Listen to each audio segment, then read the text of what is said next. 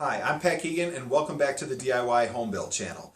I'm really excited to be here today because we haven't shot video for our viewers in a long time.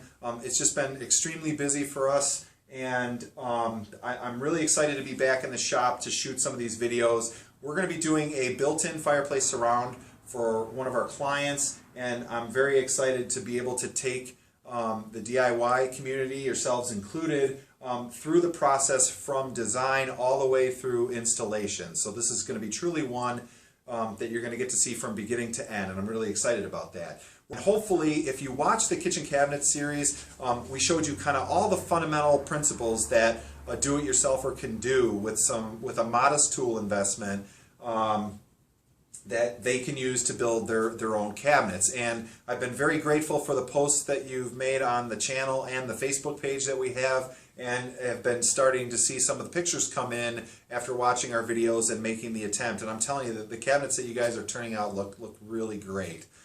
It's very exciting to see it. I just really get kind of emotional about it. It's very exciting to see people try things for the first time, and definitely you've had, I'm sure, some frustrations, but you're doing it and you're getting it done, so that's very, very cool. As I mentioned in the other video, this project is essentially divided up into 3 sections, and whenever you do this type of work, it seems very large scale and very intimidating. Always keep breaking it further and further down into smaller and smaller pieces that you can actually manage, and slowly but surely, if you have enough patience, you'll get it done. And so I've essentially divided it up into 3 sections. I've got the left section, which is going to be base cabinets and bookcases, the right section, which is going to be exactly the same, although the dimensions vary a little bit, and then the center section is what I'll call the mantle section. And as I said, we're not quite done with the mantle section design yet, but we'll get there, and then you'll get to see that. Hopefully, we're probably going to end up doing some construction of that on site, so it's going to be kind of exciting to see that.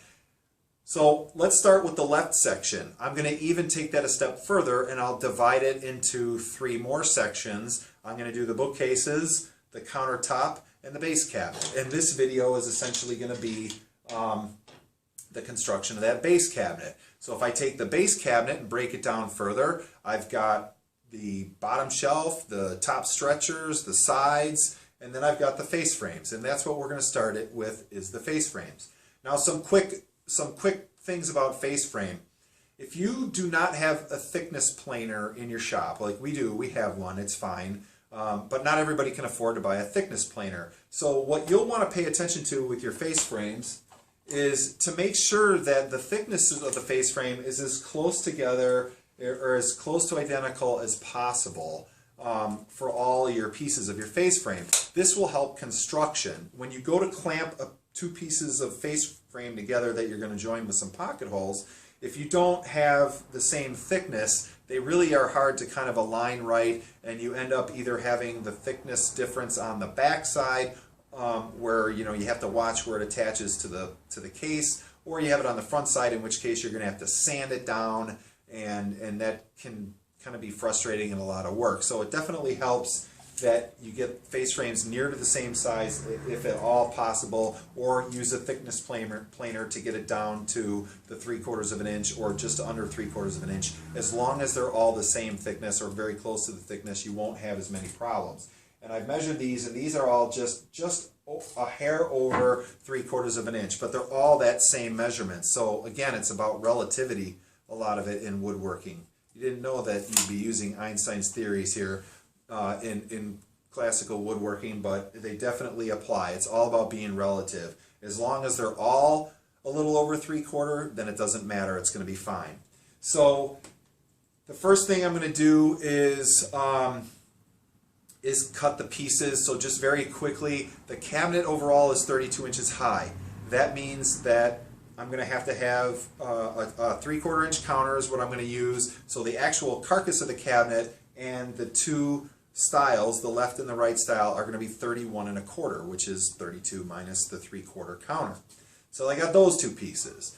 Then the top rail and the bottom rail are going to be 47 1/2 inches wide. I know that because the cabinet overall size of the cabinet can be 52 inches at maximum, or 52 1/2 inches at maximum, and then I'm going to take off 5 inches for the 2 2.5 inch styles on either side. So the distance between the inside stile and the inside stile on the left and right is 47.5. Now, the only difference here is that the base rail, the rail that's going to ride along the bottom shelf of the cabinet and ride along the floor, is going to be 3.5 inches tall as opposed to the 2.5 that I'm going to use. If some of you have noticed between the kitchen video and this video, I'm using lumber that's about 1/2 inch wider than what I did in the kitchen. And this is because I want to give it the built-in a little bit more solid appearance, plus I have to compensate for the 1/2 inch overlay on the doors, particularly for the base cabinets where the doors are going to be mounted. So once you get all that figured out, you can go back. I'm going to show you the design for each of the cabinets on YouTube, so you'll be able to see those. These dimensions won't be the same as yours, but you'll be more comfortable with them if you watch the other videos. So what I'm going to do now is, whenever I cut these pieces, I usually have a stop set up, but it's on the other saw, which is over here, and it's difficult to get a good camera angle because of how tight things are in here. So what I'll typically do is, on a piece of lumber that I'm going to be cutting, I'll clean up the end first. I'll cut like 1/8 of an inch off of the end here because I don't know if it's exactly square or not, and I don't want to take the time to measure it and test it. So I'm going to cut off the end, and then I'm going to make my measurements from there. If you are fortunate to have a chop saw that you're able to mount onto a table, then you can start putting stop blocks behind there so that you can make these very rapid, similar cuts. We've talked about that before. So I've got my eye protection, my ear protection, and as much dust protection as I have in here today. And I'm going to go ahead and start cutting these pieces. And when I come back, we're going to go ahead and join them all up with some pocket holes.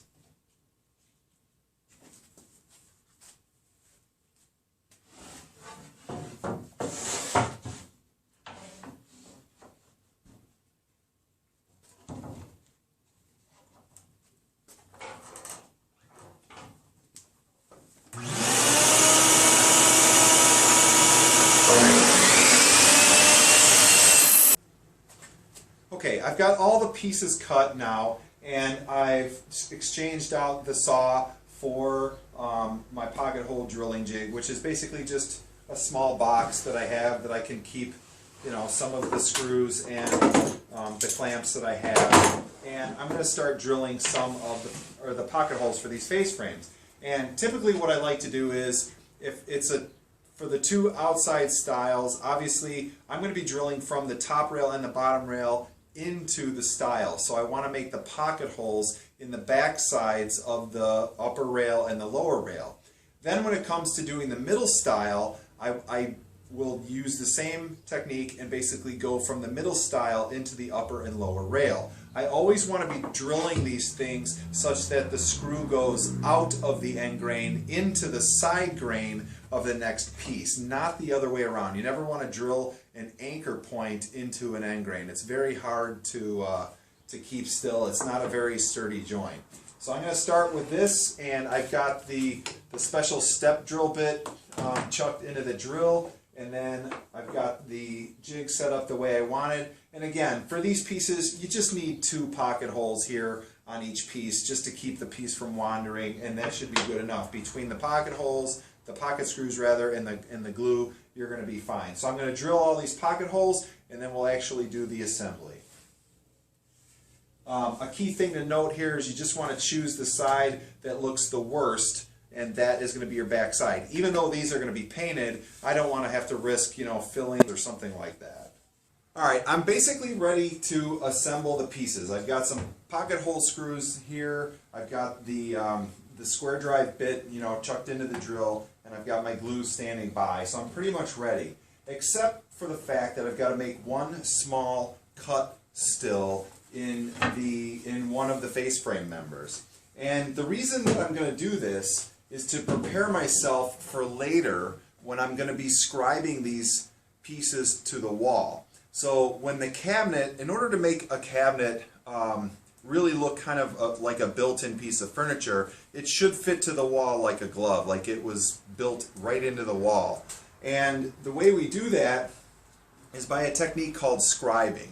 And I'm going to do some skill building videos on scribing because Situations in which you're going to do some scribing can be very simple to very, very complex. I've had to do three-sided scribes before, and that can be really kind of a very tricky situation, but I'll show you some very simple techniques in some upcoming videos for that. But right now I'll just take a quick aside to explain what the problem is that we want to solve by scribing and how we're going to actually do that. So usually what happens when you take a piece of cabinetry or whatever and you butt it up against the wall and your cabinet is nice and level and plumb, sometimes you find that there are anomalies in the wall, and gaps will appear between the piece of wood that is on the face frame for the cabinet and the actual wall. And so we don't want to have any of those gaps. Now, if the gaps are small enough and your built-in is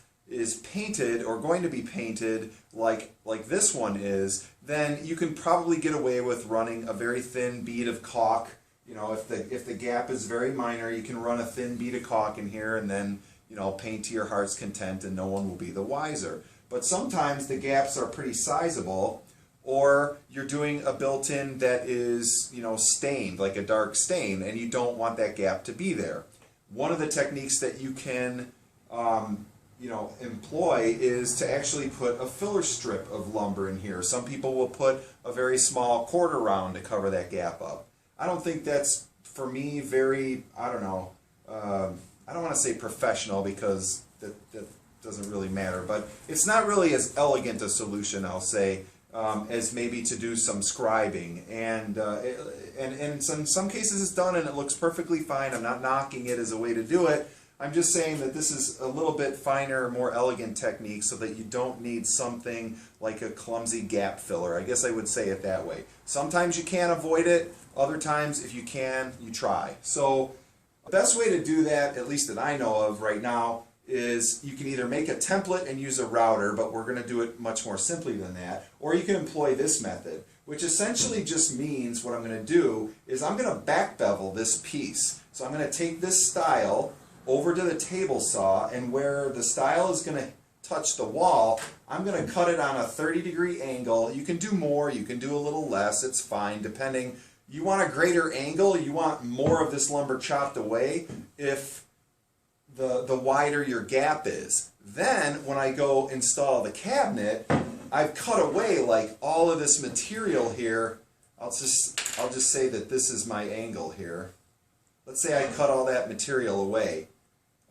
Just to get rid of it by putting an angle on the table saw and then cutting it down, then that means that, and I'm going to show you this a little bit up close, if I take all of this stuff away, that means that if I want to trim down this edge, you know, that's a very thin edge, and I can do that with a sander. I can almost do that with on this softwood. I can do it with a piece of sandpaper in my hand, but certainly a random orbit sander will help me creep up to the line that I'm going to draw on the piece of wood when I'm there on the site. So, sorry, long-winded explanation, of course, but it's a lot of good information, I think, especially if you've not done scribing before. I promise once you do it and see the results, it takes a little practice to get good at it, I'm not going to lie, but everything does. So, you know, start practicing that and you're going to get your built-in furniture to fit like a glove, and it's going to be really, really nice and really, really, really elegant, and you're not going to have to put kind of a clumsy piece of corner round or you know, a quarter round, you know, in the corner to fill that gap in, and it looks a little bit better, I think. So I'm going to take this over to the table saw and I'm going to cut probably a 30-degree angle on this, and we'll see how it will go.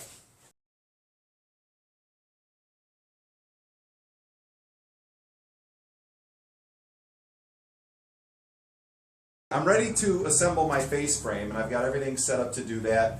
And I just want to make sure that when I put the face frame together that I maintain the edge that I want to go against the wall, because that's the beveled edge. And so I need to make sure that when I put the face frame together and I turn it right side up, that it's actually going to be, this style is going to be on the right proper side.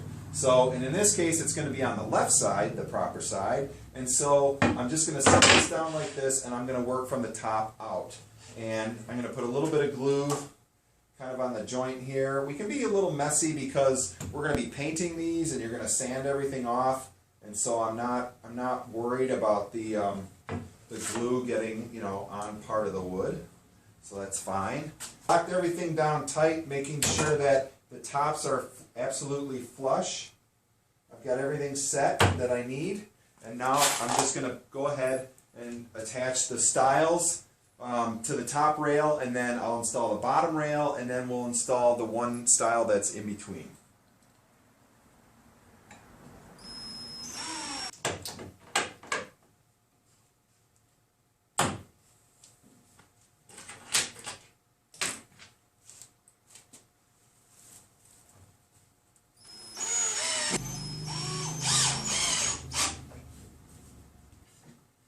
In order to install this middle stile, what I'm going to do is actually locate the stile in between, exactly in the center, in between the two outside stiles. And the way I do that simply is I'm going to take the size of the opening, which is 47.5, and I'm going to divide that by 2 because I want the center of the center stile right in the center of the opening. So if I just do a quick math, 47.5 divided by 2 is going to give me 23 3/4. And so if I measure in 23 3/4 and I just make a mark there, and I do the same thing on what would be the bottom rail, 23 3/4. Then I know that, and I'll just check it from the other side, and it should be 23 3/4 and 23 3/4. So I know that my 2 pencil marks are exactly in the center of the top and the bottom rail.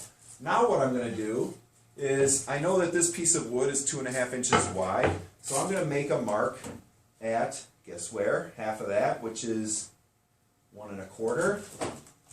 And I'm going to do the same down here at 1 1/4.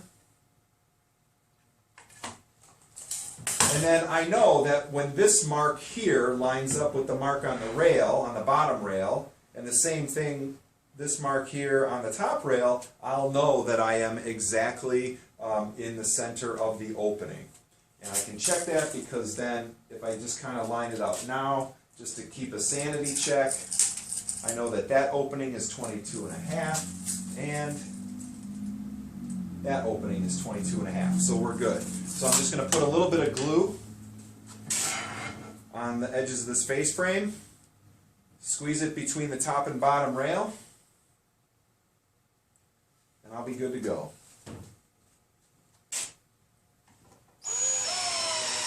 Now all that's left to do is to take a sander and basically clean up these edges and make sure that they are absolutely flush with respect to one another. They're already pretty good because, as I said before, I made sure that this lumber was pretty much the same thickness, you know, all the way around. I didn't have to run it through a thickness planer, and I did that because most of us don't have thickness planers, so I just want to try to keep it simple again so that you know that you can do this and you don't have to have a whole shop full of expensive tools to do it. Okay, so I'm just going to sand this up and then we're going to start on the actual casework.